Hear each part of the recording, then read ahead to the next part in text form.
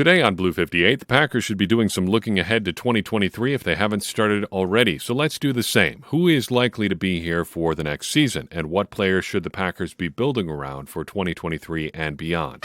Blue 58! Hello and welcome to another episode of Blue 58, the one and only podcast of thepowersweep.com. I'm your host, John Meerdink. Very happy to be with you here for another episode. I figure we should start exploring the realities of the 2023 Packers roster. But first I wanted to take a good question kind of about the show itself from Mark Borchardt Fanboy in our Discord server. Mark, not his real name, but just shortening his username there, writes, John, is it more challenging to come up with new content when the Packers are struggling? Is it more challenging mentally? The answer might actually surprise you as we do this show, and I think for me the answer is no. When the Packers are struggling, I think it's actually easier to come up with some stuff because you have a lot more of a clear runway for taking off and getting into shows. You can say, hey, this is where the Packers need to be working on things. This is what isn't going right. And it's all fair game when it's not going well. When it is going well, and you want to talk about things the Packers could be doing differently or things they want to talk about for the future or think about, things like that, I think it can come across as sour grapes a lot of times.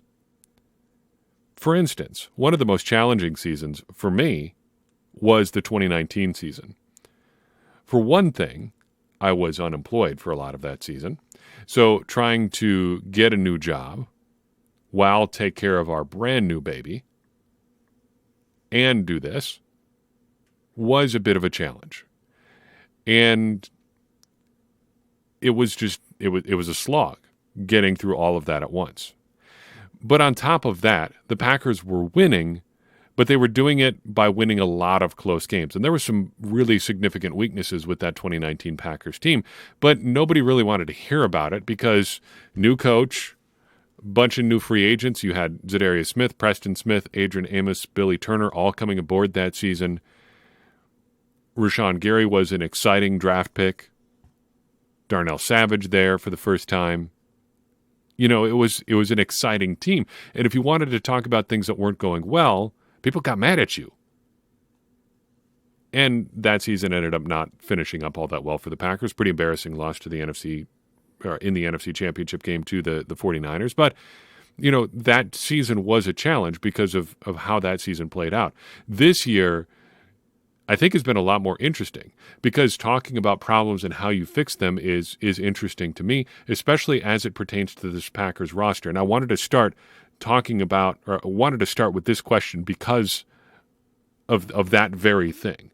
Because a lot of the problems the Packers have dovetail perfectly with one of my favorite topics to weigh in on and to think about. And that's roster construction, team building. Who do you acquire and when? What roster moves could have gone differently? What should you be thinking about as you go forward? Because that is really the sum total of why the Packers are where they are and why the last few seasons, I think, have gone the way they have. You could talk about their performance in big games and things like that, and that's all a big part of it. But ultimately, what's going to affect your performance in those big games is your players. And having more good players and how you get them all together is a big part of how your team is going to perform in a given year. So looking back, 2020, 2021, now 2022, the Packers and their roster have, come together in a certain way that has affected their performance in each of those seasons. We've talked ad nauseum about the Jordan Love pick and how that could have played out differently, but there's been scores of other roster moves too. And the Packers, at this particular point, have some key decisions to make for 2023 and beyond. So to answer Mark's question there, no, it's not more difficult in a challenging situation. And it actually, the big challenge is making sure that we get to everything. Mark is the perfect person to ask this question because he was harping on, politely, in our Discord server Darnell Savage, for a long time, I think before anybody else really was talking about that, Darnell Savage has not been having a great season. But there were so many other things going on that we didn't really address it on the podcast for probably longer than we should have. We let that slide longer than we should have. And eventually we talked about it, and the Packers made some changes, and Rudy Ford did what Rudy Ford did, and Darnell Savage continues to struggle, and blah, blah, blah. So that's really the big challenge, to make sure you get to everything. Now you can still talk about interesting things while things aren't going well. And I think even when things aren't going well, you can be an interested Packers fan in a lot of what's going on, because there are moves happening right now that are going to affect the future. I have brought this up before, but Robert Tonyan was signed very late in the 2017 season. He was on the practice squad for the last 4 games of 2017. Now here we are in 2022, 5 seasons later. He's a big part of the Packers offense. There will be similar moves happening here between now and the end of the season. Guys that could be part of the season or part of the team in 2023, 2024, and beyond are going to just start to get a chance now. That's interesting. And watching that process is always going to be interesting. And my job, even if I'm interested in this stuff, is to get you to care about it too. So that is my challenge as we go into these next couple episodes, starting with this one. Before we dive into that subject, though, I wanted to give a couple of shout-outs to a few new Patreon supporters. We've gotten kind of a little mini wave here of Patreon, new Patreon supporters. So shout-out today to Michael C., Sean T., Pat, Mike Kostelnick, Chris Schmidt, and Mighty Dave. Each of them have joined our Patreon here in the last 2-3 weeks or so. So thank you to each of you for your support. And if you've been thinking about joining up with our Patreon and hopping into the Discord server, I'd say now is the perfect time to do it. You're going to have time around Thanksgiving. We've got a few weeks left in the regular season. And then we're going to start talking about offense or off-season stuff whenever the Packers season comes to an end, whether that's in the playoffs, it's unlikely as that may be, or whether it's at the end of Week 18. So we will talk about that in the near future. And I would encourage you, head to patreon.com/thepowersweep, chip in any dollar amount that you feel comfortable with, and join us in the Discord server. It's a great place to hang out with Packers fans from all over the world. Okay, looking at the Packers offense, I would like to spend one episode this week and one episode next week talking about just the players and where they stand for the next couple of years. I think if you look at the Packers roster, you can sort every player on the roster right now into one of 3 buckets. Guys that are building blocks, guys that are short-term players, and guys that are probably done after this year. Guys that are building blocks are teams that are players that you're going to want to be building around for the foreseeable future. Guys that are going to be foundational pieces of your offense, or, well, I guess in this case, the offense. Next week, it'll be the defense. Those are the players that you're going to want to construct your team thinking about. How do we serve the skills of those players? And how do they help us in relation to other players? Pretty straightforward, right? Guys that are short-term players are guys that are either going to be done next year or whenever their contract comes to an end, 2023, 2024. Guys that the Packers aren't going to keep around beyond the end of their current contract if they even make it to the end there. And then guys that are done after this year are guys that are just not going to be on the team in 2023. Seems like 3 pretty easily understood categories. So let's work through every position on the Packers offense. Some of the guys that we mentioned, by the way, are going to not be on the 53-man roster right now. That is the case in particular as it pertains to the offense for Jake Hansen and Caleb Jones, but we'll touch on that when we get to those guys. So starting with quarterbacks, we got to take a pass right off the bat because Aaron Rodgers, it's kind of up to him. Does he want to be a short-term player? Does he want to be a foundational piece for the next couple of years? We can't really say for sure. It's up to Aaron Rodgers. So we'll just take a pass on that. We'll put him on the shelf and come back to it right now. Jordan Love, I would say as of this moment, is a short-term player because he's got next season and his 5th-year option, and we really don't know beyond that. It's going to depend on some factors out of his control as to whether the Packers take a look at him beyond his rookie contract. There's a long way to go for right now. So at least for 2023, I would consider him a fairly short-term player. You're not looking at him as a building block for the future of the team. That having been said, it's weird for me to say this, but at least we have Jordan Love for 2023. It's weird that he's any sort of fallback consolation for me. But look at it this way. If Rodgers plays next year, well, that's that. Your decision is probably made on Jordan Love because are you really going to dive in and think too deeply about his fifth year. If you're heading into year 5 and you haven't even seen him play really, I think you just got to move on at that point. If Rodgers doesn't retire or move on or wherever he ends up, we're going to get a good look at Jordan Love in 2023. And that'll probably be all the answer we need. If nothing else, 2023 is going to give us an answer on Jordan Love. Some of that is in his control, some of it isn't.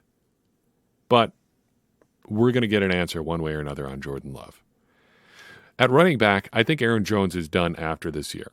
We've talked at length about his contract, and all other things being equal, I think they're going to move on after this season. I think there is a possibility that if the Packers don't keep Aaron Rodgers or Aaron Rodgers retires, there's a situation where the Packers rework Aaron Jones' contract and keep him around for a year or two more. There's a pretty clear decision point on when that's going to happen, though, because he has a $7 million roster bonus due on March 19, 2023. So a decision on Aaron Jones' future with the Packers is going to happen before then, because the Packers would rather not cut a $7 million check for a guy that is not going to be on the roster in 2023. Make sense? I would think so. A.J. Dillon, elsewhere on the Packers running back depth chart, I think he's a short-term player too. I don't think the Packers are in a rush to re-sign A.J. Dillon long-term. Here in year 3, it's not going super well. This has not been the year that I think we expected from A.J. Dillon. I predicted a big year out of him. I thought 1,000 yards wasn't outside the realm of possibility. It's not going to be close. We're not in any danger of getting to 1,000 yards for A.J. Dillon. And as far as his long-term future, if I had to decide right now, I would say absolutely not on a second contract for A.J. Dillon. And I think we really need to see how 2023 goes before we make any decisions on the future. I don't think the Packers are going to try to get A.J. Dillon done before the end of next season. They want to make sure that he gets through 2023 healthy and he plays at a higher level than he has in 2022. Patrick Taylor, to finish things off, I think is done after this year. And I say that as a pretty big Patrick Taylor fan. I don't think that they view him as a building block piece for their future. They were pretty casual about cutting Kylan Hill, and they were pretty high on him, even if he was making, things difficult behind the scenes for whatever reason. He was still a draft pick, and they had no problem moving on. I think you can still find, third-string running backs pretty easily, and Tyler Goodson is still kicking around there somewhere, so they probably have some options there as well. At wide receiver, things get a little tricky at the top of the depth chart because I don't know what you do with Allen Lazard. I think if you really held my feet to the fire, I would say this is probably it for Allen Lazard here in Green Bay. But I say that because I don't really know what he is.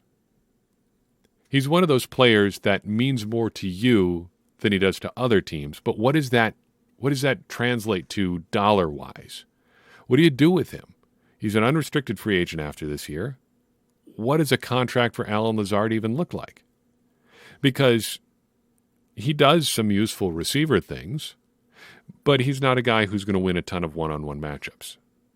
He has some great physical tools, but he also has some physical limitations. He can block well, but he's not really a tight end either. So what does that mean? The Packers clearly like his skill set, and they don't have anybody else really like him. They try to do Allen Lazard type things with other guys, and nobody can really do it quite as well as he can. He's a useful player for the Packers, but what does that translate to in terms of contract? And on top of that, I don't have a good grasp on the wide receiver market anyway. I've used this analogy before, but shopping at the wide receiver store is like going into one of those stores where the items don't have price tags on them. Not that I hang out in those sorts of establishments all that much, but it's one of those situations where you have to ask, if you have to ask how much something costs, you probably can't afford it anyway. And I think that's almost the situation with Lazard and every pending free agent receiver. He's worth whatever somebody is willing to pay him. The market could be really high. The market could evaporate and change really quickly. But if you have to ask, you're probably out of the market anyway. If you're really going to be pinching pennies on receivers, probably best to just not shop at that store anyway. The Packers are going to need more than one receiver next year anyway, just given who they have under contract. I'm not sure Allen Lazard is really the difference maker in that group. Continuing down the initial depth chart to start this year, Sammy Watkins, I think, is done after this year. All signs are indicating he's probably done right now. The Packers released a new depth chart today that has him behind Samori Toure. He's probably wide receiver 5 right now. I don't think we need to waste any more time on Sammy Watkins on this podcast or on the football team. Randall Cobb would say he's done after this year too, and he's been good. But I think if you're looking at the long-term future of the Packers offense, he's at best a short-term player. If push comes to shove, he's probably not on the roster in 2023, given what the Packers cap situation is going to look like.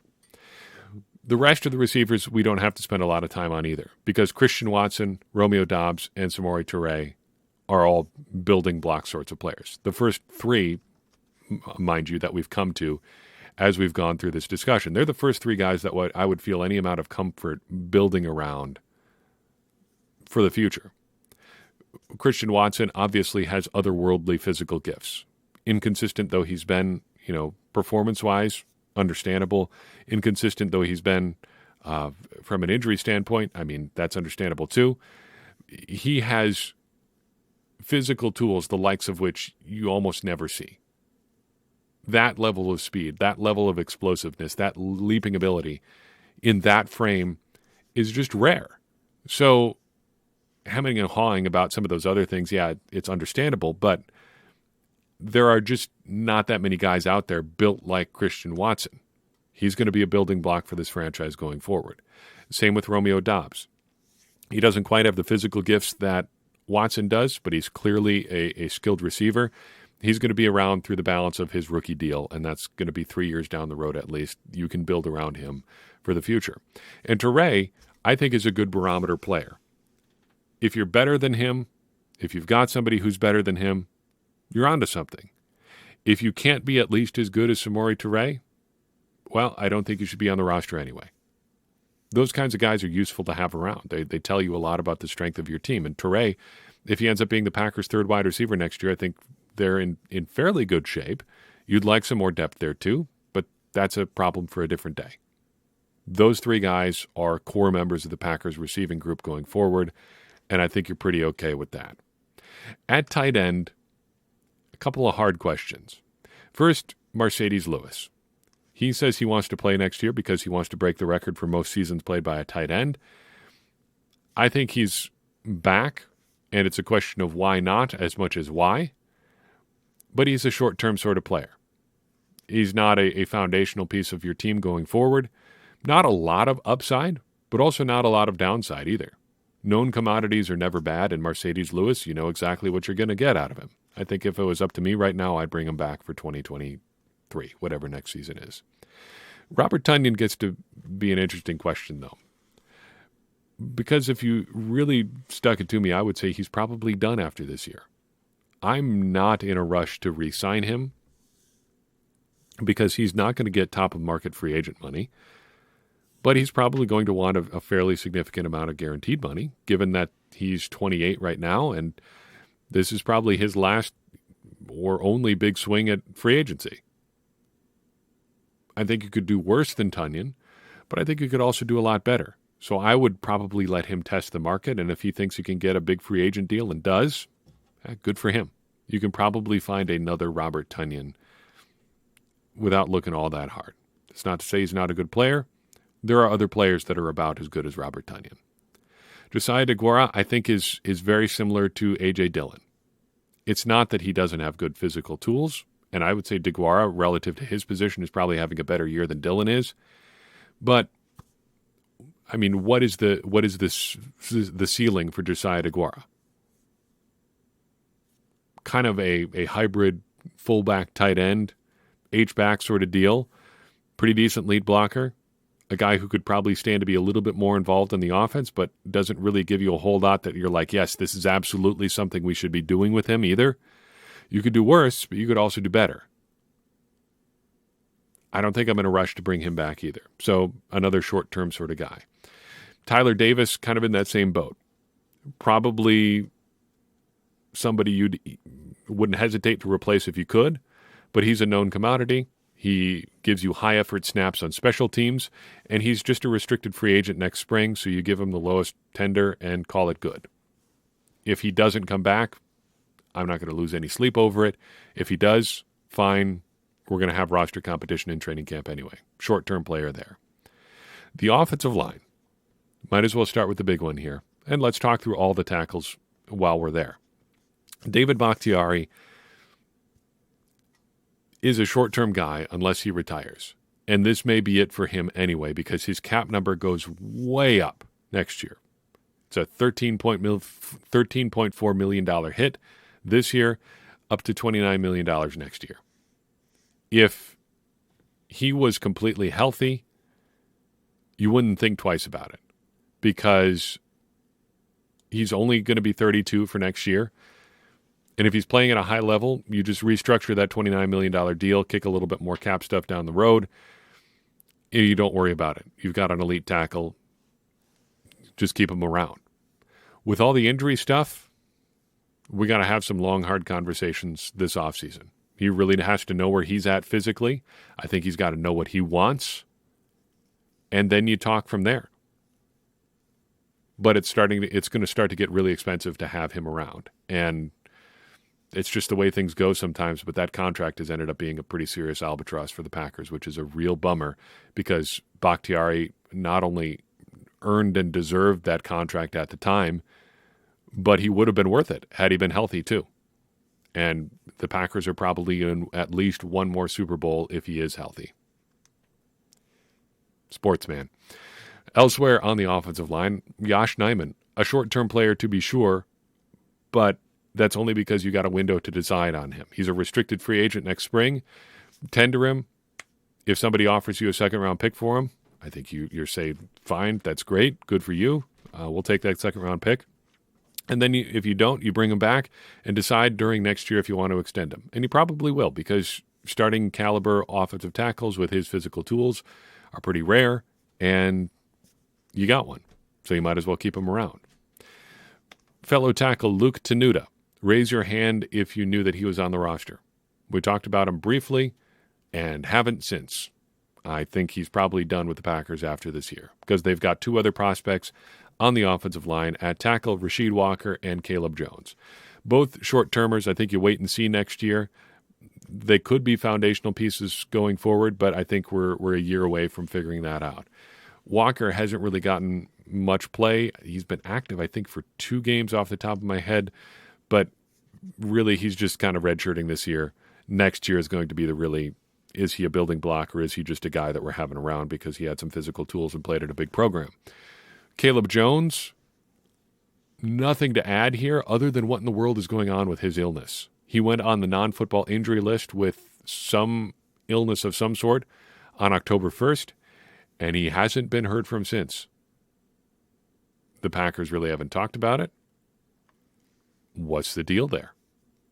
Just sort of a curious sort of situation. I'm not saying there's anything nefarious going on, but it's weird. It is strange. And I hope we get an answer at some point just because I'm curious. Those are the tackles. At center, Josh Myers, I think, is kind of in that A.J. Dillon, Josiah DeGuara sort of camp. Short-term player because you're kind of in the assessment phase right now with Myers. If you believe and look at some of the stuff that some of the tape grinders out there are saying, Andy Herman, Ben Fennell, Rich Madrid for Acme Packing Company, Tyler Brook for Acme Packing Company, looking at the stuff they're asking Myers to do, they're putting a lot on his plate this year. He's being asked to make some really challenging, insanely tough blocks this year. And he's doing that a lot of the time. But other times he's missing on the easy stuff. So where are you with Myers? I think he's a guy where you could do a lot worse, but like Dillon, like DeGuara, you're not in a rush to say, man, we got to lock this guy up long term. The Packers have spoken about being interested in his multi-position versatility. We haven't seen him anywhere but center, but long term that could be a factor in what they want from him too. Jake Hansen, got to be done after this year. I mean, what are we even doing here? Why was he starting games earlier this year? That's something that we're going to talk about a lot after this season. Some of the internal evaluations on the offensive and defensive line for the Packers this year have been just atrocious, and it has cost the Packers games. And I don't know what that says about them as a team. What does it say about the coaches? What does it say about their pro personnel people? But we were having serious, is Jake Hansen going to be a long-term starter conversations in training camp this year because of how the Packers were talking about him. And there was just no reason to be talking about that at all, either at the time, and we were clearly proven right since then. He is not a starting caliber offensive lineman, not even a backup caliber offensive lineman. Now, there were some extenuating factors to get him into that position, but he shouldn't have been out there. And I think we can pretty safely move on after this year. At guard, the picture is messy. Jon Runyan, I think, is a building block player. He's not perfect, but you can do a lot worse, and he's been steady through 2 seasons now. I think you just keep running it back year after year, and 2 years from now, when we're starting to talk contract, you probably pay him starting guard money. The cap will have gone up by them significantly because of new TV money. I think you sign Jon Runyan and don't think about it too much. Elgton Jenkins is a lot like Allen Lazard to me. He and Lazard are the biggest question marks on offense because in theory they can do a bunch of things. In practice, we haven't seen all that much this year. Jenkins probably wants to be paid like a tackle, and he should. They make more money. Right now, coming back from injury, he's better at guard. And we've just passed the 1-year mark for him, or we're just coming up to the 1-year mark of his injury. We got to keep that in mind with all the evaluations at concerning his future, because it's been such a weird year for him, and he may have come back a little bit too early from that knee injury. But if you cleared him, if the doctor said he's good to go, and the Packers are notoriously conservative with injuries like this, I don't know how you don't play him. And he seemed to think he could play, and shoot, it just didn't work out earlier this season. He has been better since he switched back to guard, but where is he going to be next year? What is his body like next year? Nobody knows. So what do you do with him? Do you pay him top-tier money? I think that's a hard sell right now, but you're almost in a situation where you feel like you have to, just on the off chance that he resumes his all-pro form next year and turns out to be a fantastic tackle. It's tough. It's a difficult conundrum, and I'm glad I don't have to solve it. Royce Newman, I think we're in wait-and-see mode. Short-term player for now. Credit to him for being available, playing a ton of snaps last year and this year when they called upon him. He gave it his gosh darn best out there. It wasn't pretty, but he was out there and available for every week. There are guys that don't even reach that level. So I guess for Newman, good on you for that. Would like to see some different options there. I think if the Packers' injury situation the last couple of years was where they wanted it to be, we probably wouldn't even know all that much about Royce Newman right now because they wouldn't have needed him. And he wouldn't be threatening for a starting job if the Packers hadn't absolutely needed him to be out there. And maybe a spot starter or backup is where he needs to be in the short and long term. That hasn't been where he's been able to be for the last couple of years just because, again, of the injuries. But maybe there is still value there in that sort of role. I don't know. I'm waiting and seeing for the time being to see if he continues to improve or if he's able to improve. Sean Rhyan, I think you got to think of him as a guy the Packers would move on from if his contract was ending at the end of this year. He has played precisely 1 snap all season. 1 snap on special teams, hasn't even been on the field on offense, which is insane for a third-round pick even as a rookie. Normally, his contract alone would make him a building block, again, a third-round pick in the first year of his rookie deal. But we've just seen so little of him this year. I don't know what you can really think about him other than that, they would try to replace him if they could because that's all the indications we've gotten from the Packers this year. And finally, Zach Tom. I think he's a building block sort of piece for the Packers. He has looked good enough in short snap and has enough athleticism and versatility. Yeah, he seems like he's in that category too. So you got Runyan and Tom as building blocks on the offensive line, and the other 3, the receivers, elsewhere. In total, Like I said, those 5 building block players, the rookie receivers, Zach Tom, John Runyon, 11 short-term guys, and 7 guys that I would say for sure are done after this year. Toss in Aaron Rodgers, Elton Jenkins, and Allen Lazard as wild cards for this offense, and you can see why people are talking about a lot of turnover for the Packers heading into 2023. If you bump those 3 guys into the done after this year category, you've got almost half of your offensive unit right now that won't be back with the Packers next year. And that's assuming that all those done after this year guys don't end up coming back. Probably at least one of them will. And, you're going to get something working out with the Packers with Rodgers, Jenkins, and Lazard in some capacity. A couple of those guys are probably coming back. But you don't have a ton of guys here that you just are like, yes, here is our offensive core for 4 or 5 years from now. These are the guys that we want to be here 4 or 5 years from now. I suspect if you looked around the league, a lot of teams would sort of look this way too. But the Packers, I guess the point here is that they don't have much of a core right now because they don't really know where they're at. And it seems like they haven't known for a couple years whether to try to build around a young core or to try to keep jamming that window open. That falls a little bit on the front office. That falls a lot on the front office because they're the guys that decide whether or not they want to get things done in a given year. But it's a tough place to be. And they've got a lot of work to make this roster work for 2023. And there's a lot of stuff that's going to have to be done between now and the start of the 2023 season just to get this roster in sort of fighting shape. That's all I've got for you in this episode of Blue 58. I hope you enjoyed it. If you did, it would mean a lot to me if you would share it with someone else you think would enjoy it too, because that's going to help more people find the show, and it's going to get more people involved in this conversation that you and I are having about the Green Bay Packers, which in turn is going to help all of us, me included, become smarter Packers fans. And as I always say, smarter Packers fans are better Packers fans, and better Packers fans are what we all want to be. I'm your host, John Meerdink. We'll see you next time on Blue 58.